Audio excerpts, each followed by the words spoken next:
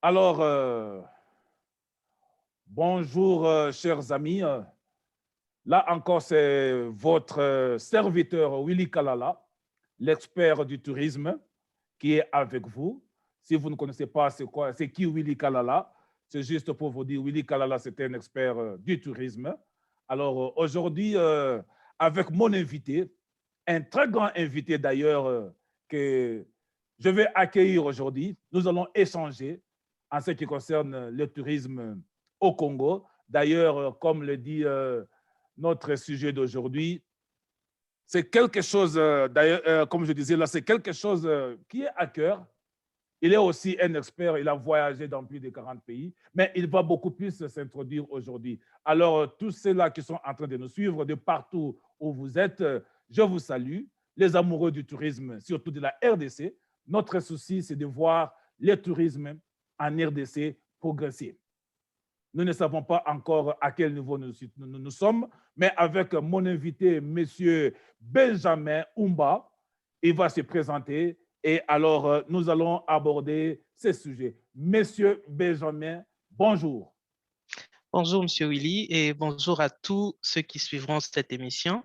Donc, moi, je réponds au nom de Benjamin Omba, tel que vous m'avez présenté. Je suis actuellement pas directement lié au secteur du tourisme, mais un amoureux du tourisme, parce que je travaille comme gestionnaire des projets dans une banque internationale en Europe et je voyage beaucoup. Donc, voilà un peu pourquoi j'ai cette passion et cet amour pour le secteur touristique.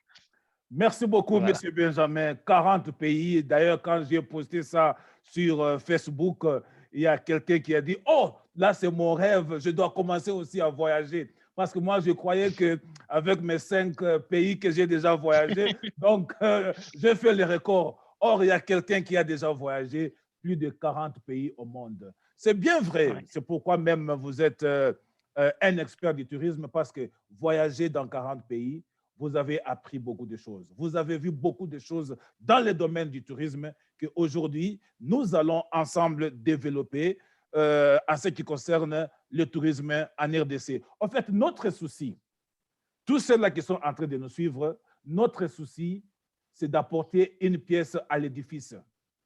Nous savons que Absolument. notre pays est en train de subir une transformation et alors nous ne voulons pas attendre. Nous voulons aussi contribuer avec notre expérience, avec notre expertise dans le domaine du tourisme. Alors c'est ainsi que nous voulons partager ensemble en ce qui concerne le domaine du tourisme. Monsieur Benjamin, je voulais juste poser une question. Quel est l'avenir du tourisme en RDC? Euh, une très bonne question. Posée un peu sur l'avenir du tourisme, je pense que serait important justement de brosser un peu la carte sur le potentiel, disons, du tourisme en République démocratique du Congo. La République démocratique du Congo, c'est 2 345 000 km², ce qui fait exactement 4 fois la France. Vous savez, la France, c'est le pays le plus visité en Europe. Donc, dites-vous un peu, si nous devons parler de l'avenir du tourisme en République démocratique du Congo, c'est-à-dire que nous pouvons accueillir facilement tous les touristes visitant l'Europe parce que nous avons l'un des pays ayant les plus de potentiel, que ce soit sur le plan de la faune, sur le plan de la flore, que ce soit par exemple la diversité culturelle, parce que le tourisme est directement lié à la culture.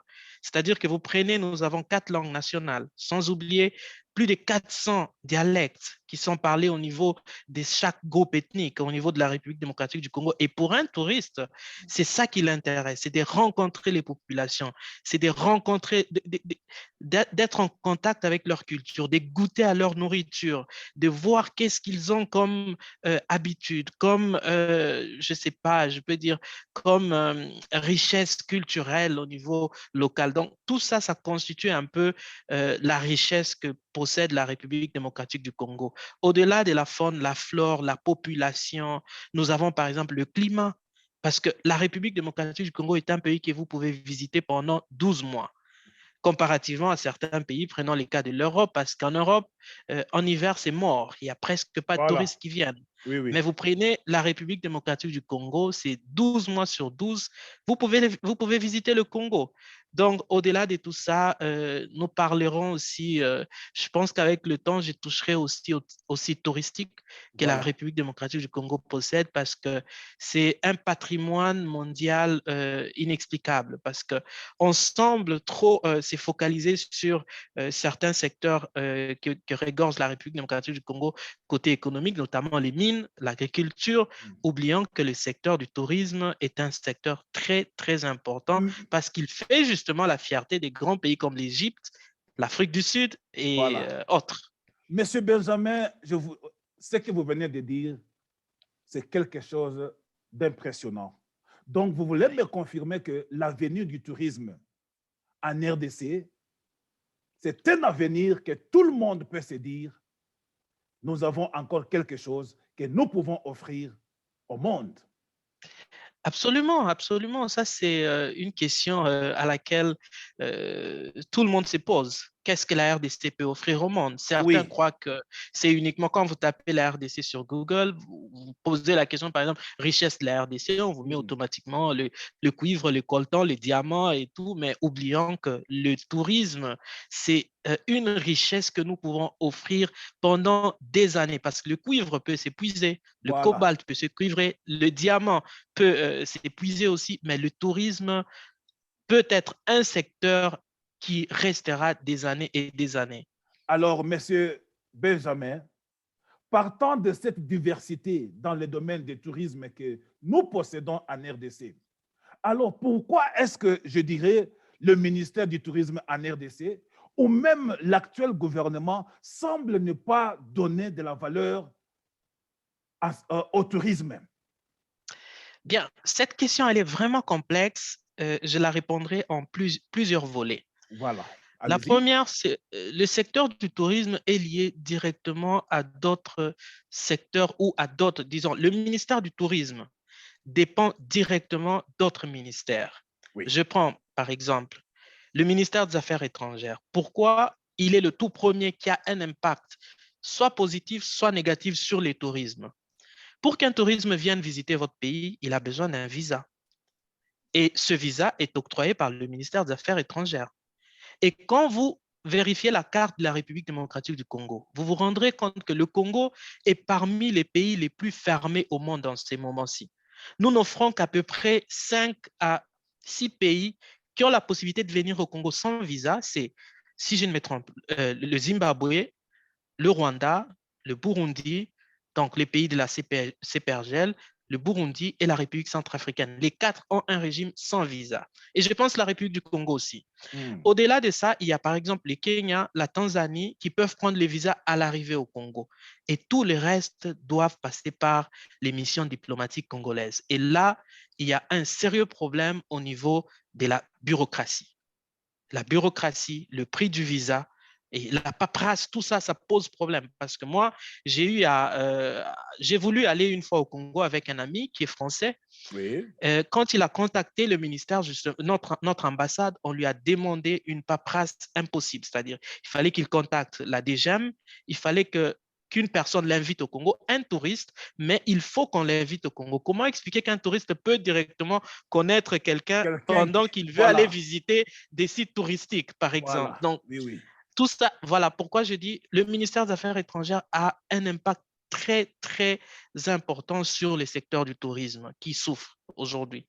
Nous prenons le ministère des Infrastructures. Un touriste arrivant au Congo, il a besoin de se déplacer vers les sites touristiques. Est-ce que les voies sont fiables? Les Je, routes sont fiables? je vais vous donner un exemple, Monsieur Oui, Benjamin. J'ai eu la chance allez-y. de visiter pour la première fois, si je peux dire, de Kinshasa. J'allais à Matadi. Alors, Oui, d'abord, pour quitter Kinshasa jusqu'à Kinsantu, et de Kinsantu jusqu'à, parce que je fais Kinshasa, Kinsantu, Kinsantu, Bazangungu, de Bazangungu jusqu'à Matadi. Alors, je vous dis d'abord, les transports, j'ai des photos, oui. les transports étaient terribles. Ah Mais oui, comme moi, je suis j'imagine. un voyageur, je n'ai pas vu les barrières de transport. Oui, Je fais le chemin Et ce qui était bizarre, c'est quoi? Maintenant, quand je devais quitter Matadi pour Kinshasa, au moins, il y avait des grands bus que nous avons pris, mais malheureusement, il y a eu un accident. Vous savez, Oh, bah, cette route-là, il y a beaucoup de camions qui vont au port, donc il y a vraiment des bouchons terribles. Alors, il y a eu un accident, il y a un camion qui a bloqué presque la route entière. Ceux qui venaient de Kinshasa ne pouvaient pas aller à Matadi. Nous qui étions à Matadi et voulaient aller à Kinshasa, on ne pouvait pas. Imaginez-vous, nous sommes arrivés à 10 heures, mais il n'y avait aucun camion qui pouvait venir dépanner, c'est-à-dire nous dépanner, oui, dégager ces camions-là de la route. Nous avons attendu. Le gouverneur de Matadi devait quitter pour venir voir c'est quoi au juste ces problèmes. Et ce n'est qu'aux environs de 15h30, 16h30 que les personnes elles-mêmes ont pris la chose en main. Ils ont commencé à, comment je dirais, à tirer ces camions-là. Imaginez d'abord oui, les risques. Parce qu'ils ont vu qu'il n'y avait même pas de solution, même si oui. le gouverneur était là, mais il n'y avait pas de solution. Je me rappelle même, j'ai un ami qui travaille là-bas dans l'usine de Kwilungongo, là-bas. C'est quoi, c'est la cimenterie, quelque chose comme La ça. sucrée, La ah, sucrerie, ou bien je ne Quilombo, sais oui. pas quelque chose. Oui, oui. Je lui ai même appelé pour dire, au fait, mon cher, nous sommes ici. Parce que quand j'allais, on s'est rencontré avec lui et au retour, il savait que je rentrais. Il a dit, j'ai été aussi contacté, mais on n'a pas cet engin-là. Ouais, Alors, imaginez-vous si, par exemple, moi, M. Willy, j'ai quitté avec les touristes à Matadi et ils avaient, par exemple, leur vol à 17 ouais, heures. Qu'est-ce qui allait se passer? ouais. Ça, c'est un sérieux Donc, vous problème. voyez combien, comme vous venez de le dire, donc, il y a beaucoup de ministères qui sont Oui, attachés au ministère de... du tourisme. Ouais. Voilà. Donc, j'ai énuméré, je peux juste rapidement ajouter les autres. Donc, j'ai parlé des affaires étrangères, infrastructures, le transport, vous en avez parlé directement. J'avais aussi la santé parce qu'actuellement, nous avons cette histoire. Donc, si je peux encore rajouter quelque chose sur les transports, il y a cette histoire des go-pass, par exemple, au niveau des aéroports. Il y a les go-pass qui devient un peu une taxe qui décourage aussi les voyageurs vers le Congo. Donc, vous avez le ministère de Santé avec les tests COVID. Est-ce que c'est rapide? Est-ce que c'est bien? C'est aussi quelque chose qui va impacter le tourisme. Mais aussi le ministère de la Culture et Arts. Parce que le touriste, quand il est au pays, il doit visiter, par exemple, les musées qui sont tenus par parfois les ministères de la Culture et Arts. Il y a, par exemple, certaines expositions. Tout ça, c'est le ministère de la Culture et Arts qui les tient. Donc, au fond, le ministère du Tourisme est un peu marginalisé ou est un peu en difficulté à cause justement de ce qui se passe ailleurs dans certains ministères. Voilà. Voilà, parlant toujours de notre ministère du Tourisme que nous aimons très bien, chers amis qui sont en train de nous suivre, partagez cette vidéo, partagez avec beaucoup d'amis, comme notre souci est de voir le tourisme être développé au niveau du Congo. C'est ainsi que si vous nous avez, vous venez de nous joindre maintenant, là, je suis en train de partager avec un expert du tourisme, monsieur Benjamin Umba, qui est résident en Pologne, c'est ça, oui, voilà, qui Oui, a voyagé plus de exactement. 40 pays. Donc voilà, ceci maintenant m'amène à une des questions, M. Benjamin, que je suis en train de me poser, car je n'arrive pas à comprendre. Le ministère du Tourisme existe. Nous ne voyons pas aucun changement dans le sens même que, est-ce que vous et moi, connaissez-vous même l'état du ministère du Tourisme maintenant? Est-ce qu'il y a des projets, par exemple? Parce que si on dit le ministère du Tourisme, donc ce ministère appartient au public, le public doit être informé des projets, de la vision que le ministère du Tourisme a. Mais voilà, on avait l'ancien ministre Yves Bankoulou qui est parti. Maintenant, nous avons l'actuel ministre Modéron Simba. Voilà.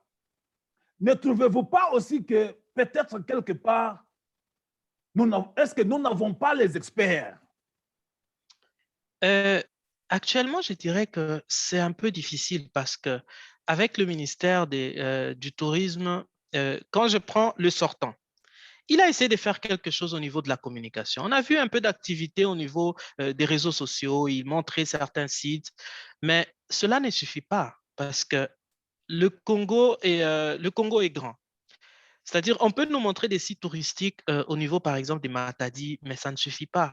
Qu'est-ce qu'ils font au niveau de l'intérieur? Est-ce qu'il y a des experts un peu partout en République démocratique du Congo pour justement communiquer et montrer cette réalité-là?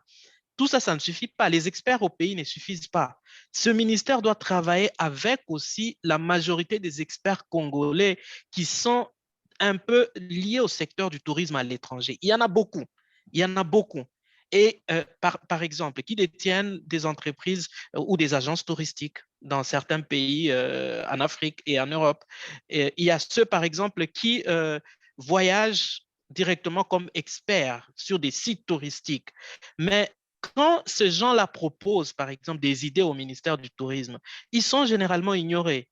Il y a plusieurs idées qui passent sur la toile que nous écrivons, nous essayons de montrer qu'est-ce qu'on peut faire, mais jamais vous verrez un expert ou un communicateur du ministère du Tourisme vous contacter pour vous dire est-ce qu'on peut développer ces sujets parce qu'il est important. Donc, il y a un problème sérieux, une cassure entre le ministère et les experts indépendants. Ils n'ont aucun contact avec ces experts-là. Et pourtant, c'est très important. Il n'y a aucun pays qui évolue aujourd'hui sans faire confiance à ces experts indépendants. C'est un peu comme la sous-traitance. Oui. La sous-traitance, c'est-à-dire au niveau d'une entreprise, elle n'est pas capable de tout faire seule. Elle est obligée de chercher des entreprises extérieures pour leur, par exemple, faire une certaine tâche spéciale. Et puis, ces entreprises repartent. C'est comme les experts. Il faut que le ministère fasse un peu confiance aussi à ces experts qui sont un peu parsemés à travers le monde congolais. Ils doivent se renseigner, avoir un catalogue, savoir que, OK, si nous avons besoin, par exemple, de tels problèmes, on peut contacter M. Willy parce qu'on sait qu'il est vraiment un grand expert dans le domaine, par exemple, il a visité plusieurs parcs et il sait comment ça se passe, comment on peut faire pour améliorer notre service, par exemple, au niveau du parc Kaouzi Biega ou je ne sais pas, Virunga, ainsi de suite. Donc, ça serait important que le ministère ouvre ses portes aux experts congolais. En Voilà fait, un peu ce que je peux dire. merci beaucoup, M. Benjamin. Parlant toujours de ces problèmes d'experts, d'ailleurs, moi, je dirais, notre pays a beaucoup d'experts. Nous parlons seulement d'abord du domaine du tourisme. Parce que le domaine du tourisme, c'est un domaine qui est très vaste. L'hospitalité, il y a le domaine des conférences. On peut parler encore du tourisme médical. On peut parler du tourisme virtuel actuellement. Voilà, virtuel. On peut Ouais. parler du tourisme minier. Ouais. Donc, notre pays est encore vierge, si je dois utiliser ces mots-là. Notre pays est encore vierge et ce n'est pas un problème des experts comme nous sommes en train de le dire. Donc, nous avons les experts au pays, nous avons les experts à l'étranger. Tout ce que le ministère du Tourisme doit faire, peut-être, c'est d'être en contact avec, comme je dirais,